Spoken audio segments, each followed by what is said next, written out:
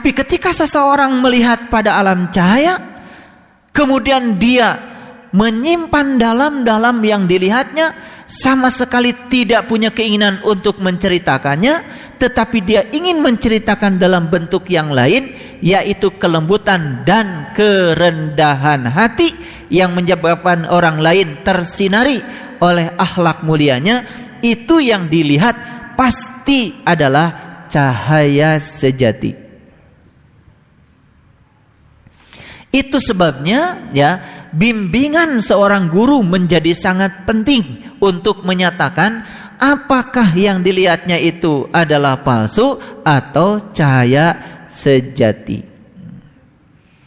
Makanya banyak orang yang sombong karena merasa dirinya sudah mendapatkan ilmu, kemudian dia melakukan ilmunya seperti yang dia mau, ternyata dia justru mendapati penglihatan-penglihatan yang membuat dia semakin sombong dengan penglihatannya. Itu yang dilihat bukan cahaya yang sejati. Itu sebetulnya adalah kebutaan di tengah-tengah terangnya cahaya. Nah, kalau orang sudah buta di tengah terang-terangnya cahaya, itu kebutaan yang sulit untuk disembuhkan. Itu sebabnya saya hari ini mendapatkan aliran pengetahuan untuk mengulangi kembali lebih dalam tentang hal ini. Jadi ayat ini cerita awalnya tentang ya, tanda yang disampaikan oleh seorang rasul kepada Bani Israel. Karena Bani Israel ini sudah mendapati tanda itu, kemudian Bani Israel ini kenal dengan hakikat dari burung. Lalu sang Bani Israel memiliki kemampuan untuk terbang dengan burungnya. Lalu dia terbang kemana? Itu dua kemungkinannya. Dia pertama terbang ke alam sejati, yang kedua dia terbang ke alam palsu. Hati-hati, karena apa? Di alam cahaya pun ternyata ada godaan. Di alam cahaya pun ternyata ada gangguan-gangguan yang dapat memplesetkan tujuan kita yang awal. Nah, sehingga dengan ini banyak yang terjerembab. Ketika dia menyaksikan kegaiban di alam cahaya, dia mengira kegaiban itu ditampakkan dari alam sejati, padahal itu gangguan supaya dia terhenti di kegaiban sehingga dia tidak menuju ke alam-alam yang tinggi. Apa cirinya? Cirinya setelah dia keluar dari alam kegaiban itu, dia menjadi orang yang sangat sombong, tinggi hati, dan tidak pernah memiliki perasaan yang lembut kepada orang lain. Ini yang pertama. Yang pertama ya, tentang apa? Maka aku menyembuhkan orang yang buta sejak dari lahirnya. Jadi kebutaan ini dapat disembuhkan dengan kehadiran seorang rasul kepada Bani Israel. Jangan lupa, Bani Israel tidak bisa jalan sendiri tanpa kehadiran seorang rasul. Seorang pencari kebenaran tidak pernah bisa jalan sendiri tanpa dituntun oleh gurunya. Nah, saya menyaksikan banyak sekali di antara kita ya, yang pada saat melakukan itu ditampakkan kegaiban-kegaiban, malah justru asik di kegaiban itu. Tidak pernah tanya sama saya, akibatnya apa? Akibatnya dia merasa kegaiban itu sebagai kegaiban yang didatangkan dari Allah, dari alam sejati. Padahal itu adalah kegaiban hanya sekedar untuk menguji apakah dia terjerembab atau terus mengalir. Nah, banyak yang tidak bisa mengalir terus ke alam-alam sejati. Kenapa? Karena dia asik dengan dirinya sendiri. Bahkan ketika diberi ketajaman misalkan untuk melihat kejelekan-kejelekan orang pun, dia merasa itu sebagai sebuah keajaiban, dianggap sebagai sebuah mukjizat. Jadi kalau habis dari menggunakan burung ini ke alam yang tinggi, malah kita bisa menyaksikan kejelekan-kejelekan orang. Ya, bisa menyaksikan hal-hal yang gaib yang bukan tujuan kita itu sendiri. Hati-hati, itu bukan keterbukaan. Itu adalah ketertutupan yang kedua. Ya, ketertutupan di alam terang. Makanya itu sangat sumir. Kalau saya tidak bicara seperti ini, banyak yang kecele. Bahkan banyak orang yang sombong, bahkan ingin memproklamirkan diri menjadi guru. Karena apa? Karena merasa kegaiban yang datang pada dirinya itu dianggap kelebihan Tuhan yang dihadirkan padanya. Padahal itu adalah kepalsuan. Itu yang pertama. Yang kedua, kalau dia sembuh dari penyakit buta yang tadi yang saya maksud, karena kehadiran alam sejati yang menyebabkan dia menjadi orang yang sangat rendah hati dan lembut, maka berikutnya pasti dia akan dibebaskan dari penyakit kulit, penyakit kedangkalan, penyakit luar yang membuat manusia sering merasa hebat dengan diri sendiri. Itu yang paling berbahaya. Yang disebut oleh orang-orang spiritual adalah keterikatan atau kemelekatan spiritual.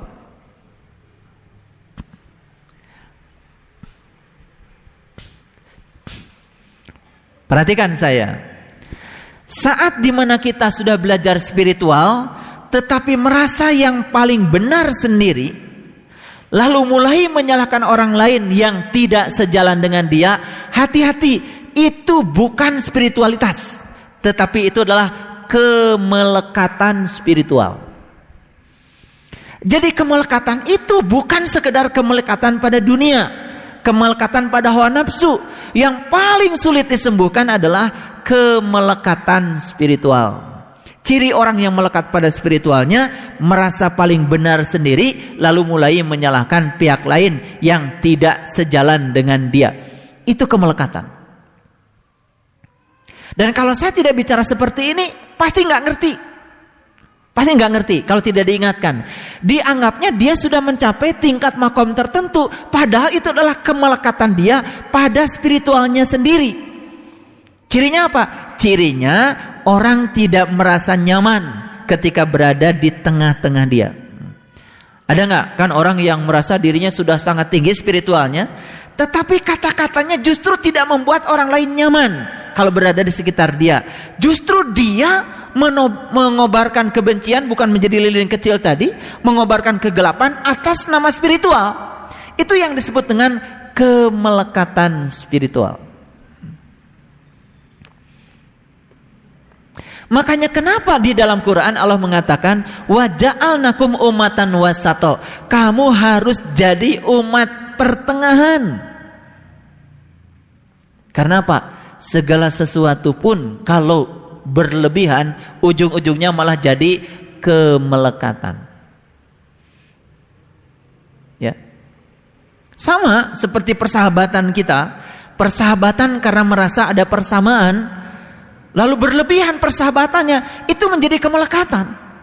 Dan kalau sudah kemelekatan, persahabatan yang seperti ini berbahaya.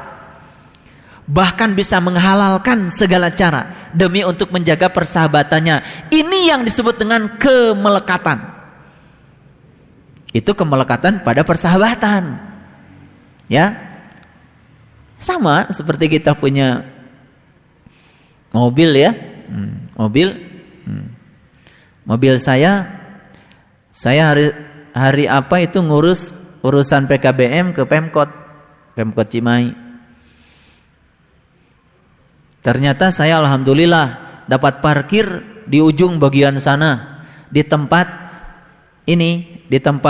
pengambilan sampah di sebelah sana.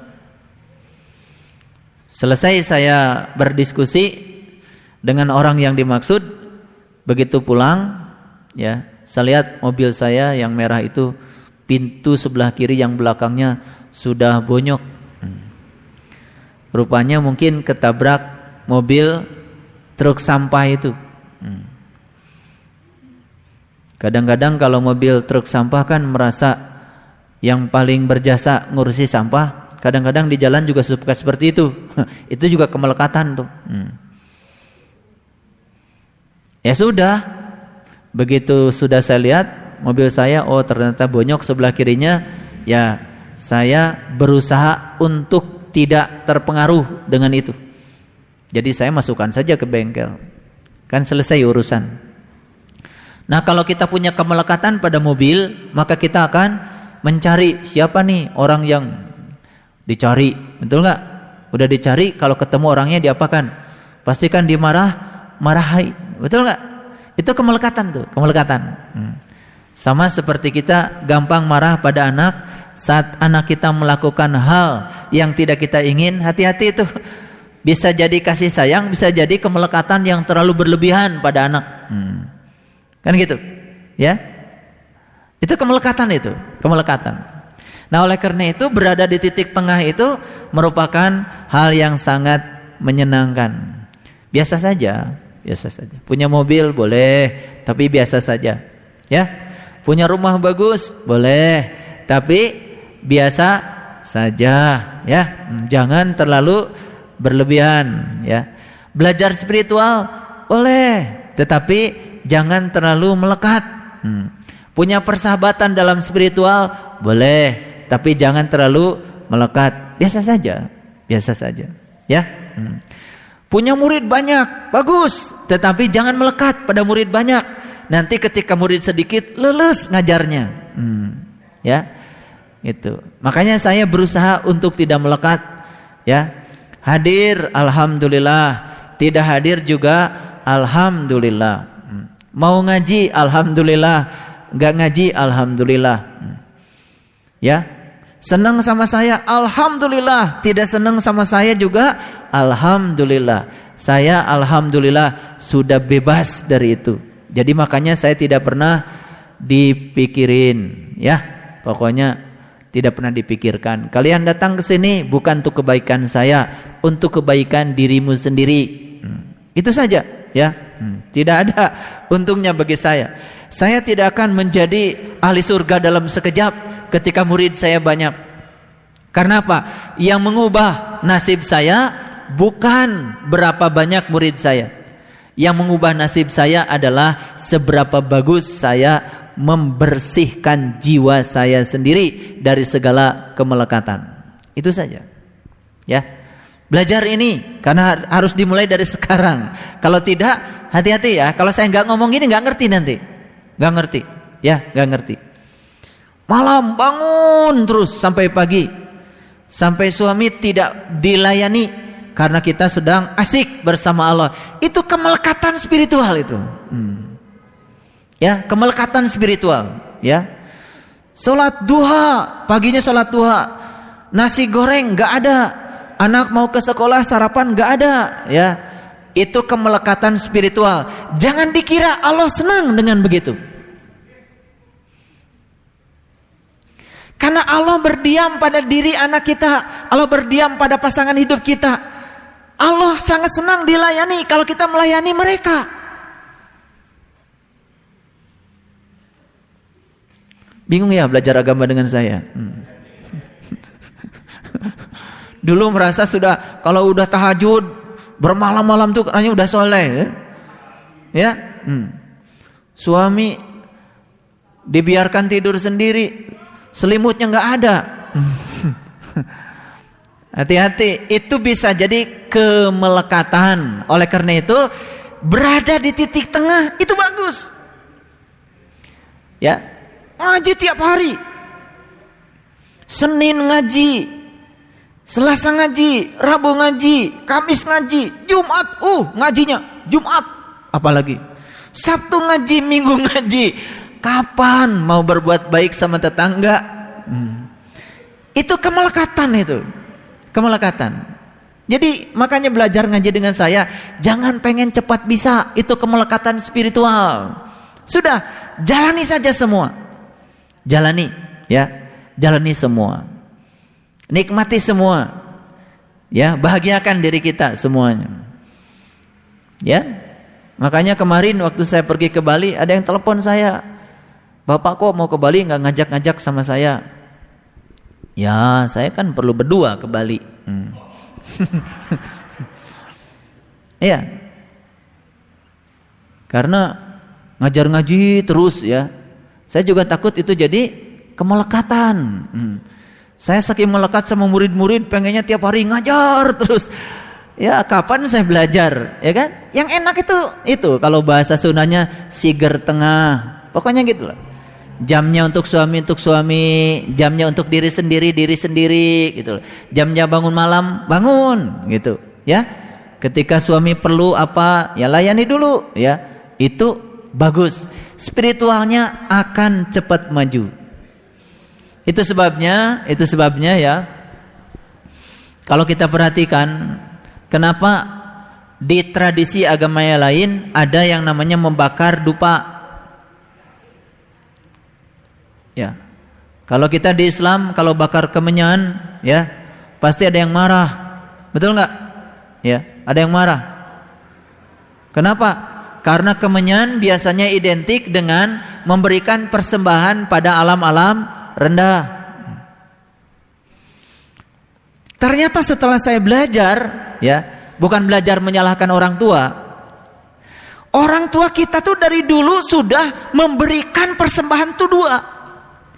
Pertama persembahan kepada alam-alam tinggi, kepada Allah. Yang kedua persembahan kepada alam rendah. Setan sekalipun dikasih persembahan.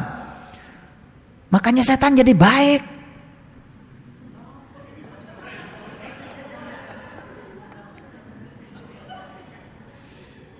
Iya. Dulu kalau ibu saya bakar kemenyan, pertama saya belajar ngaji. Karena Pak Ustadz di masjid mengajarkan, kalau ibu mau membakar kemenyan, itu musyrik. Begitu saya sampai di rumah, ketika ibu saya membakar kemenyan, saya marah-marah sama ibu. Ibu tuh belajar agama di mana? Musyrik. Aduh, itu dosa saya sama ibu. Kadang-kadang kita ini karena baru belajar ngaji sebentar kan sudah nyalah-nyalain orang. Saya baru tahu setelah saya baca, ya, keluhuran budi para leluhur di tanah Parahyang. Kenapa orang tua kita membakar kemenyan? Ternyata mereka memberikan persembahan pada alam-alam rendah untuk semua makhluk di semua tingkatan, untuk semua makhluk di semua waktu. Itu adalah apresiasi mereka kepada yang disebut dengan setan oleh kita. Ternyata mereka melakukan persembahan pada alam rendah. Akibatnya apa? Alam rendah pun tidak mengganggu. Makanya yang anti kemenyan coba sering kesurupan kan?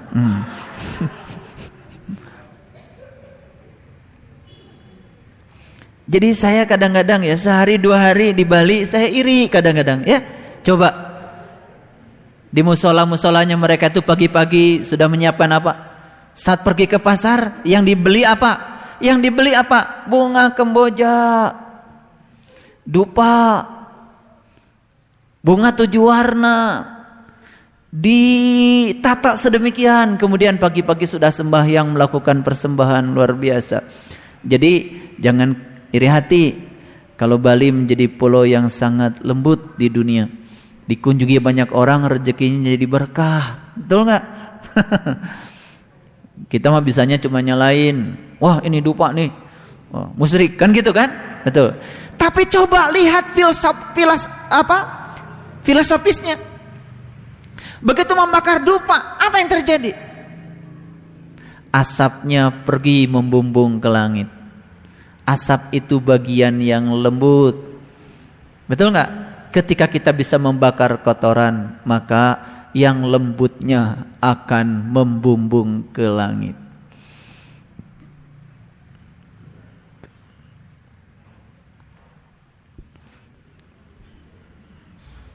Ya.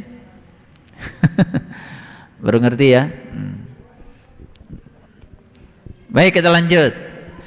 Berikutnya, menyembuhkan penyakit kulit. Jadi itu kan penyakit-penyakit kulit kita, penyakit kedangkalan. Saya juga sama dulu punya penyakit kulit.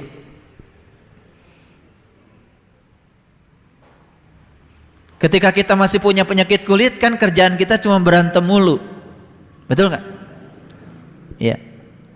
Jangan dikira saya juga tidak pernah berantem. Saya suka berantem. Saya dulu aktivis di organisasi kemahasiswaan. Dari kecil saya sudah aktif di banyak organisasi kemahasiswaan. Sukanya saya tuh debat. Karena apa? Biasanya orang yang tahu dikit, ya, kan pengennya nafsu untuk menyerang pihak lain itu besar. Itu penyakit kulit.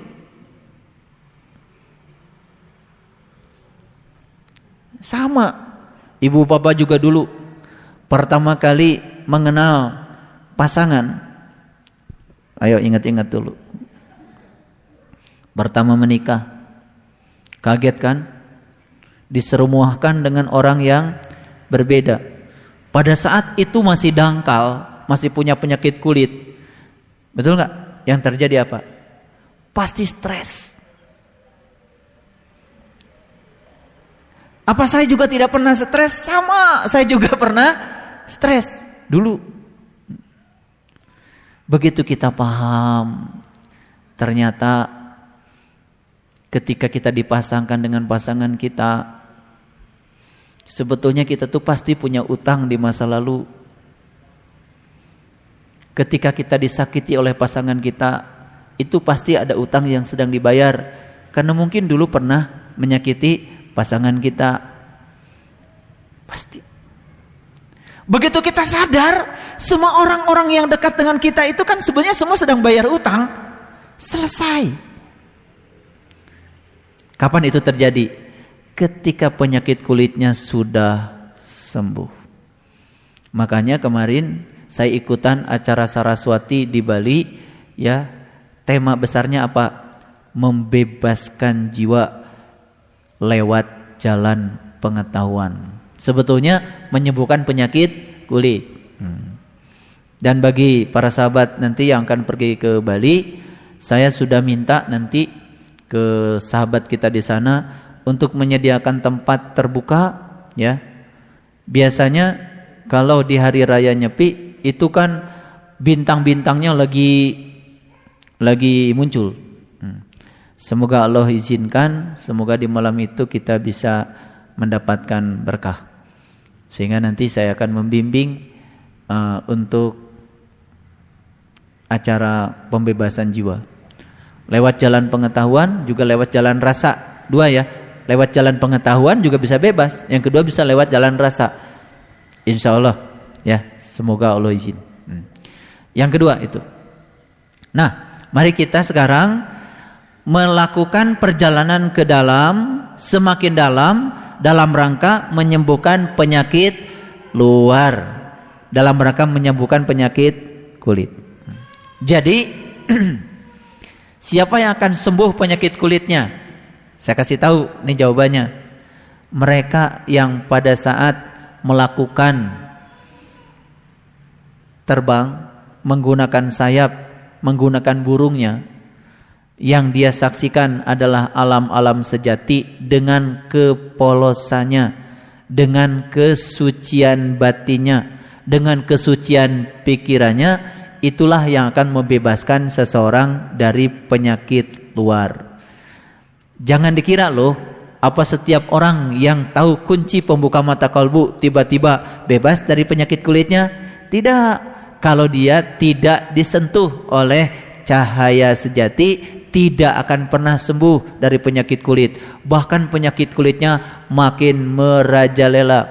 Asalnya cuma panu, nanti ditambah lagi ada kudis, kurap, ya, bisul, borok, banyak penyakit tambah banyak. Makanya proses penularannya jadi lebih cepat lagi, Ya, jadi kalau tetangga kita masih sering garuk-garuk karena kehadiran kita, itu tanda masih ada penyakit kulit, ya.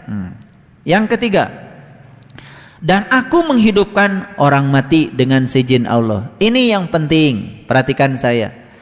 Kenapa orang mati itu kaku?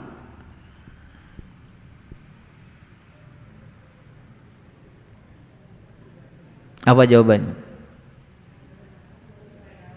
Karena ciri orang mati kaku.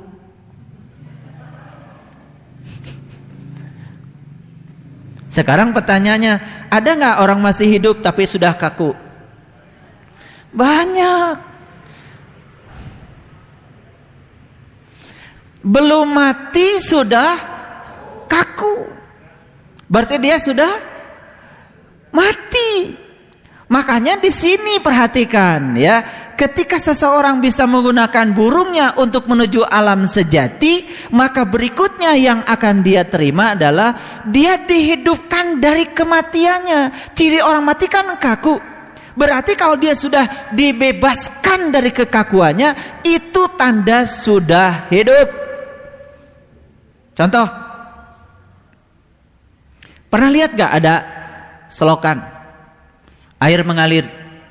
Di situ ada plastik, ada ranting, ada macam-macam. Yang namanya air, dia akan mencari cara gimana caranya untuk lolos dari semua rintangan. Kenapa? Karena air itu lembut. Yang lembut tidak pernah berhenti mengalir, dia terus saja mengalir. Contoh, ada orang menyakiti kita, langsung berhenti. Pikiran langsung panas. Itu tandanya masih belum bisa mengalir. Tandanya apa? Tandanya masih kaku. Tandanya masih mati. Ayo tanya sama kita sekarang. Contohnya baru satu. Kita ini sudah hidup atau masih mati? Atau sudah setengah hidup, setengah mati? Dapat ujian banyak, langsung putus asa, berhenti. Itu tandanya kaku. Kaku tandanya orang mati. Ya. Kalau ngomong tidak mau kalah, kata-katanya keras dan menyakitkan, itu tandanya masih kaku. Kaku tandanya orang mati. Kalau mikir selalu ingin paling benar sendiri, tidak mau menerima pendapat orang lain, itu tandanya masih kaku. Tandanya orang mati. Itu sebabnya Nabi Ibrahim yang pertama dimusnahkan oleh Nabi Ibrahim adalah patung.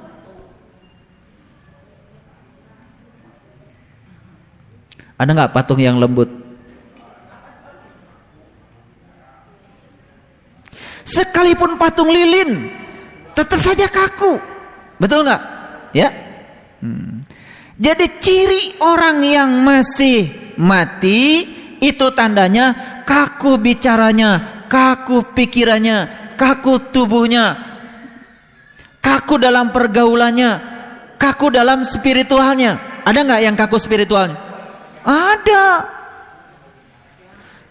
Kalau sholat itu harus begini, yang begitu masuk neraka, kaku.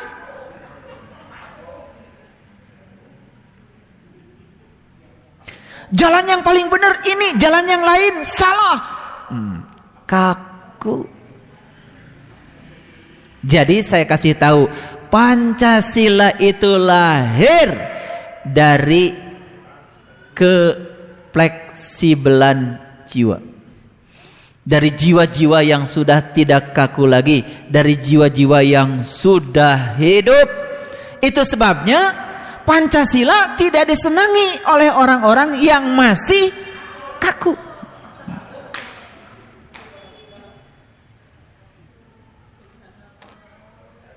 Kenapa masih kaku? Karena dia belum bertemu dengan seorang rasul. Untuk apa? Untuk mengajarkan sebuah tanda dari Tuhan bahwa tubuhnya itu bisa menjadi seekor burung. Lihat ayatnya. Dia tidak mau belajar, ternyata tubuhnya ini punya sayap, bisa terbang ke alam-alam yang tinggi yang lebih lembut untuk melembutkan kekakuannya. Ya, hati-hati loh. Kalau kalian dengar ceramah yang ceramahnya bukan saya, orang lain yang ceramah langsung dimatikan, itu masih kaku.